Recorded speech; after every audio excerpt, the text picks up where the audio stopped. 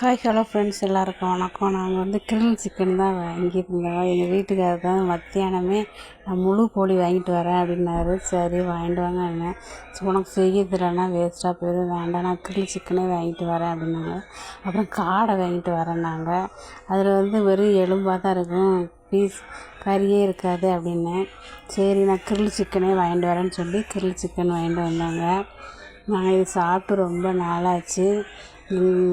அது இதையும் தின்னுட்டு வயிறு வாய் பேர்த்துக்கு தெரியுறீங்க, நான்வெஜ்லாம் எதுவுமே வாங்கி தர மாட்டேன்னு சொல்லி ரொம்ப நாளாக கட்டுப்பாடாக இருந்தாங்க. வீட்டில் தான் செய்வேன், வெளியில் எதுவுமே வாங்கி திங்க மாட்டோம். கடைக்கு போனால் மட்டும், ட்ரெஸ் எடுக்க போனால் மட்டும் தான் கடையில் சாப்பிட, மற்றபடி கடையில் எதுவுமே வாங்கி தர மாட்டாங்க. ஆனால் இன்றைக்கி அவங்க பாக்கெட்டில் காசு இருந்ததுன்னு நினைக்கிறேன், வாங்கி தந்துட்டாங்க. போன வருஷம் என்னோடய 2 பிள்ளைகளுக்குமே டெங்கு காய்ச்சல் வந்துருச்சு. அப்போ ஒரு செயினும் வளையலும் அடகு வச்சிட்டோம். அதையும் கூட எனக்கு திருப்பி தந்துட்டாங்க வளையல.